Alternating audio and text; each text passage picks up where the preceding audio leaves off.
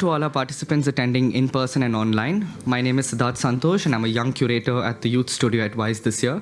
Very excited to be seeing all of you here today with us. I'm excited to be moderating this panel on changing the game with 21st century skills. For everybody attending in person and online, we will be having a live tweet thing that's going on throughout the session. So please do share your thoughts on the topic. We will have the hashtags that will appear on your screen in a little bit. On our panel with us today, we have Dina Bukbendir and Kuldeep Dantewadia. Dina is the founder and president of Education for Sharing that works globally, and Kuldeep is the co-founder of Reap Benefit in India. Both our speakers have worked tirelessly to enable students to become public problem solvers through interactive play-based and project-based learning programs. And on today's panel, we are going to explore what public problem solving means, what impact this creates in society, and how this affects the youth beyond their schools. I've been speaking for long enough now. This is as long as I can go usually. And I would love to hand over the mic to our panelists to kickstart the discussion and tell you what they mean by public problem solving. Dina, over to you. Thank you so much. It's a true pleasure to be with all of you today. I think so many times we normalize problems. So, and especially kids, right? So identifying problems may not be obvious. For example, violence. Take violence. If you're used to living violence and that's pretty much what you know, then learning how to see it and name it really is key. And so you can only see it and understand it when you have a contrasting experience, when the interactions change, when the dynamics change. And so I think number one is identifying something that you want to change, and then having the confidence to know that you can change that, to know that you have a voice and that voice really counts, that it matters. Three, I would say, to collaborate, engage with your community, to really be able to change what you are experiencing as a problem. And then fourth, I would say unmute your voice, to be able to share what you did, what you identified and you were able to change. And having the tools to change it is key as well. Okay, thank you for that very wholesome definition. You covered many different aspects of what problem solving in the public space means, right? And I see that public problem solving definitely develops many aspects of 21st century skills. We've got critical thinking, we've got leadership, we've got collaboration, taking initiative like you've mentioned. What are your thoughts on this, Kuldeep? So just taking two steps back, building on what Dina said, the way we look at public problem solving is, how can a young person solve a local issue when they just walk out of their house or school and try to take ownership of what they see, feel, or experience every single day.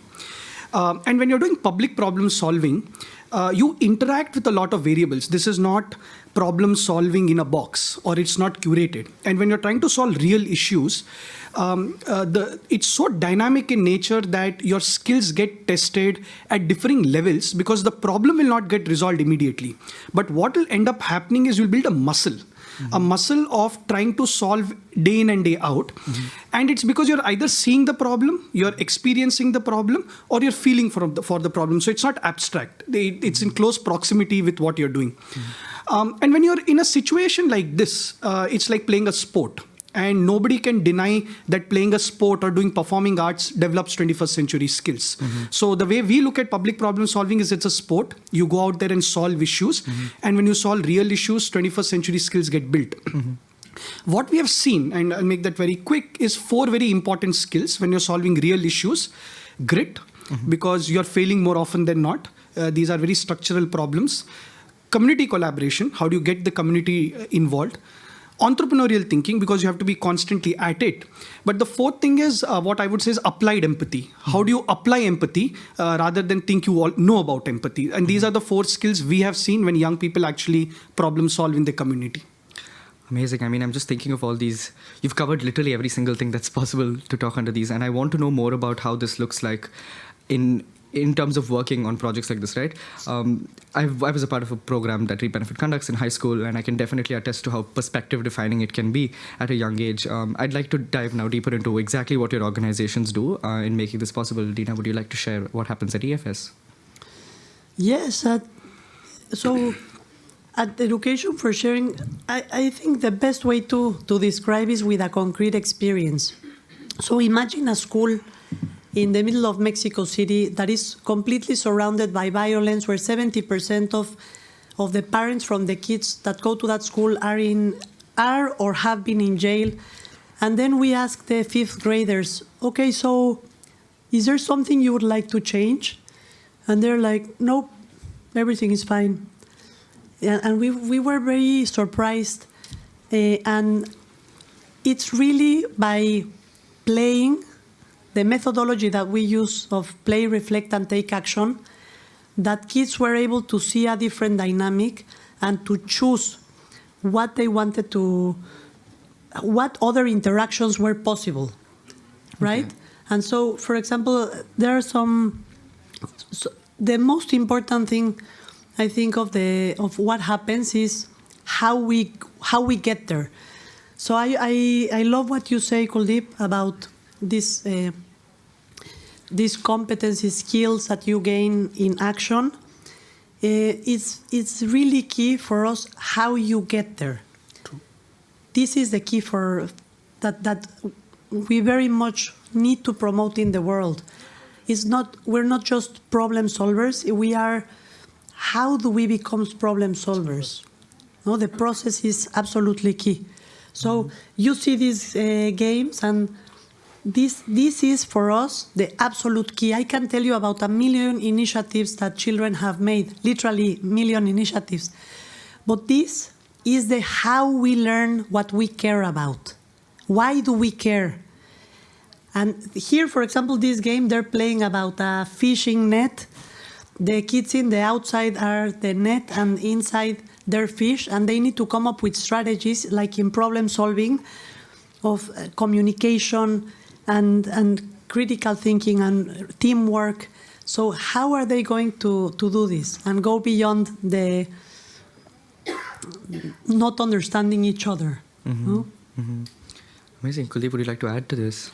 Yeah, quite similar. So very quickly, the young people we work with, we have coined a term for them, solve ninjas, just to make it a little more cooler. And what they do is they go through a process of discovering a local issue. Then you investigate qualitatively and quantitatively. Then you solve. And like what Dina said, the focus is on the process of solving rather than the end result. And then finally you share. And what we have also learned is that young people want to build self-efficacy when they're solving a problem. So they want to be a persona they relate to, or they want to be a persona they want to be. So we have identified 5 types of personas.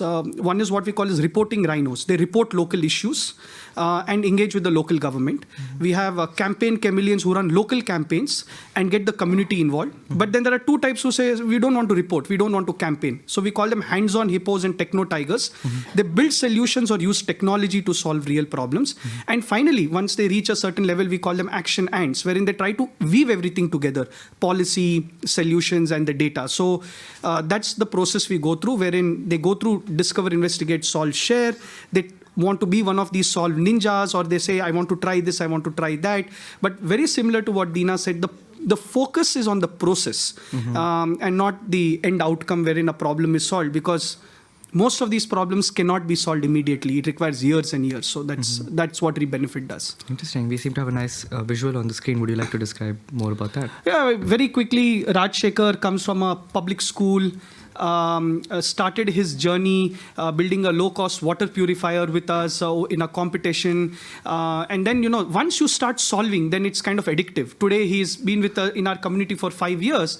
And recently, we observed that there were a lot of accidents happening because lights of the street lights in India were very poorly lit. Mm-hmm. So he's come up with a sensor which measures the light intensity. It goes on Google Map. And now young people are looking at this and questioning their elected representatives. So again, started very, very small, but denting very, very big. And that's the whole idea. Amazing. Would you like to add to this, Dina? Yes. Have you observed any particular story from your work that was absolutely impactful for you? So for example, in that, I will go back to that same school. One of the kids whose mom his mom works separating garbage in a very, very large garbage dumping place, and his dad used to be in jail, and he now, so like 10 years later, is dedicated to engaging with the community and finding solutions for the problems. And so this for us is very, very, very meaningful, because then once again is how you go from a very violent community to becoming a person that engages with the community to co-create different solutions with these values. No, you mentioned empathy, which is absolutely key. It's a skill and it's a value at the same time. And so this is what he does now, strategies to co-create for change. So. And sometimes I wonder, when I was in school, I felt like there was never enough time to be doing just one thing for too long, right? I want to know, is that a challenge that you have to work within the time frame of a school? Or is this something that goes outside of school time as well? What have your experiences been, Dina? Do you want to start off? Yes, I mean, it's a challenge because schools are not built that way, right? The traditional systems are not built that way. So what we have found very, very successful in Education for Sharing is aligning to the local curriculums so that teachers don't feel this is an extra. And so we align with the different academic requirements so that the projects and these play, reflect, and take action experiences are really weaved within what's expected of teachers and what they will be measured on. I see. Is it similar at Reap Benefit as well? Similar and slightly different. I think where it's similar is what Dina said, local. I think the theater we have chosen for young people to solve issues is local, right outside your street, in your street, your neighborhood. So you're interacting often. And therefore, whether you're in school, outside school, you're still interacting, even if you give 10, 15 minutes. I think the divergence here is that we have consciously not weaved it in the curriculum because what we realized was, at least in India, when things get woven into the curriculum, then young people slot you as yet another class, which is, being jargony or, telling stuff. So we have actually taken a conscious effort of being the exact opposite. We are saying, this has nothing to do with curriculum. This is a way of life, being a public problem solver. And I think now when I look back 7-8 years, that's held us in good state. As soon as at least in India, if you make it about learning outcome, it's a very competitive place, and then everybody just wants to solve the issue better than the other. And we don't want to propagate that. Very so soon that's a slight divergence in a context like India, and that also creates a pull, Siddharth. So what happens is then young people for the first time are seeing something which actually is not, you're not being judged on an output. My marks will improve. Oh, I'm just doing something because I can do, and that's, I think, the larger mindset we want to have. You want to avoid these risks of regularization that when they become, then you're just chasing learning outcomes at the end. Would you like to add anything to this? Yes, I mean, it's a good trend, but we don't want it to be that way because it's a fashion, no? It needs to be genuine. And I agree with you, Kuldeep. It does become like the air you breathe. When you do something for your community and you realize that it has an impact, that it's bigger than you and it's beyond you, this is what the kind of experiences that we want to trigger and to share and to facilitate. We say in Education for Sharing that we don't empower someone. We facilitate the tool so that they can empower themselves. It takes me a second to just they're literally speaking in quotes. So please do use these on the Twitter page.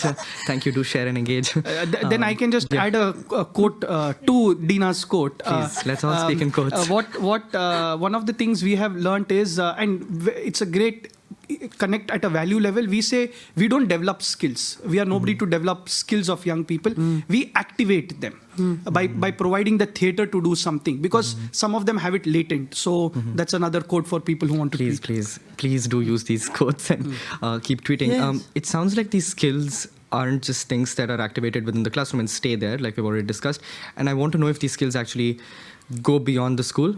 So do they affect the youth when they're growing up, when they enter the job market, for example? Would you like to add anything to this, Nina?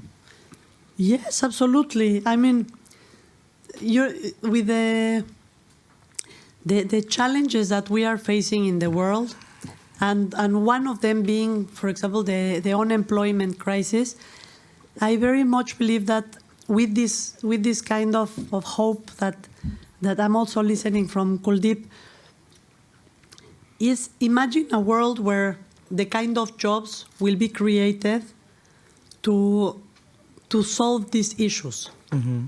So there's a whole a whole portfolio of new jobs that we don't know of yet, that may or may not have to do with technology, but most definitely will have to do with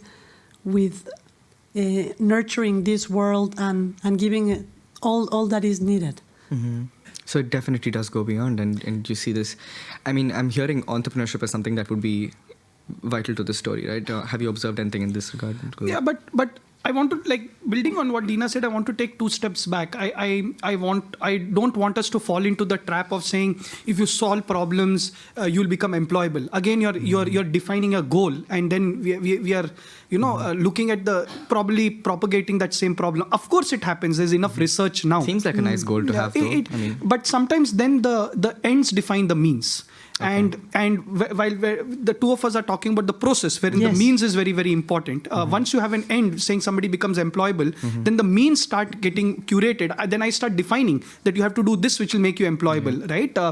So keeping that context in mind, what we have seen, there is a lot of secondary research which supports it, but I think the world needs problem solvers. It's simple, right? That's it. In your street, in your neighborhood, in your city, in your country, be it education, be it environment. And if you have a problem-solving mindset, you will thrive. It's like asking a kid who's playing sports or learning music, how will that help you in future? Like, I might not be a football player, but learning football is going to help me somewhere. So I think that's definitely there. There is research. What we have seen, unintended consequences. We have seen a lot of our young Sol Ninjas contesting local elections. We have seen them become entrepreneurs. So that's happening. But we don't want that to be the center of our story. It is a lot of people taking action. And even if you're a leader in your daily life, that's leadership in itself. So that's important for us. Yeah, I'd like to add to that. Yes, absolutely. And I very much love that we are looking at the process versus the end of what's expected, because then we use, for example, the ladder of participation, so that kids and adolescents that we work with really are able to understand why they care and what they care about, and so that it's a very authentic connection. We are not saying, oh, you have to problem solve on this and this and this. But it's rather the other way around, where through play they discover what their heart beats with, what they are most excited about, passionate about. And it's not through threat or fear, which is extremely important, especially in face of the challenges that we have today and that we will continue seeing. It's very important that we don't paralyze our youth with the fear, but that we learn about the possibilities in an inviting way, in a healthy, inclusive, and fun way. Speaking of youth being paralyzed by fear, I mean, I think that's already happening. I mean, just living in this world as a young person feels scary. So ever so often, we're not going to have air and water to drink very soon, and air to breathe. But yeah, that's a very important point, that functioning from a space of fear may not always lead to, something that's substantial. We've got time for just one last question, and something that I'm observing throughout the points that you're sharing is that you are not, both of you work as not-for-profit organizations, right? You're working as civil society organizations, and all of a sudden now you're now saying that you do not work primarily around impact. And I want to know how you're managing to convince other people to be involved in the work, because a lot of times it's all impact-driven, right? At the end, we're trying to say A, B, and C leads to D, E, and F. So how exactly has that been with you? If you can just tell us very quickly. I wish we had more time to dive deeper, but each of you would get 2 minutes to tell us what you think. Who would like to go? Dina, would you like to go first? Sure. I mean, the thing is, funny enough or not funny enough, there is impact. But this is not so we are not trying to prove that there are initiatives that come out from this.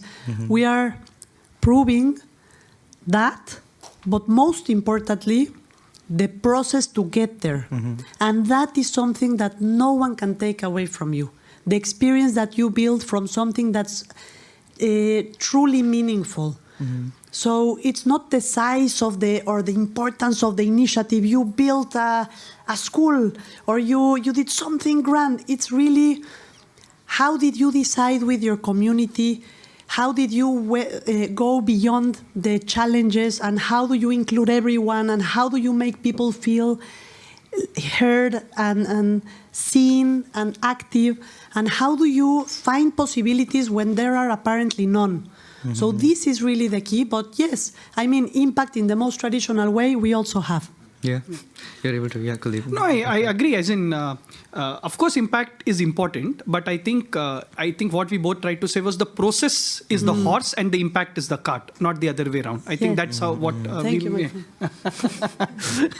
Somebody should have taken a picture. That was a tweetable moment. So very, very quickly, what we have done in the last 7 years, we have measured impact and we use it because people don't understand. So we have classified it as individual, collective, and systemic. Okay. At an individual level, it is how many young people have taken an action for the first time and how consistently they're doing it, and correlating that with increase in 21st century skills. The collective impact is more solutions, more innovations, more campaigns, environmental savings. And systemic impact is increased citizen engagement and increased understanding of climate change. Right? So we have it. So it's like we are good cooks. We believe in the process of cooking. But then if people ask us for the impact, we like have the dish and everything is ready with the ingredients. Like, wow, that tastes amazing. Yeah. So that's a good model. I mean, it's very reassuring to hear solutions that are coming out that aren't just looking at, I mean, not solutions, organizations that are working in the space where we're looking at activating these 21st century skills to problem solving, and it's not obsessing over these solutions. It's looking at the process. And if anybody is not convinced yet, I'm here to tell you that I've been through these programs, and I can definitely say that being through the process helps so much, because I can now apply these skills that I've learned in so many different places, right? And not just the skill, but the process of looking at it. For example, applying design thinking, like you said, discover, investigate, solve, and share. You can apply it in so many different places. I'm now doing research, and I can apply it there. And in a conversation, it can be anywhere. And once you start solving public problems, you never stop, is what I always believe in. It's been an amazing conversation. You've both been very respectful of the time, which I'm happy about, but also sad that we couldn't go into more detail. I hope that the audience, you have something to take back from this. Thank you so much for attending today. Thank you. And have a nice rest of the Vice. Thank you. Thank you.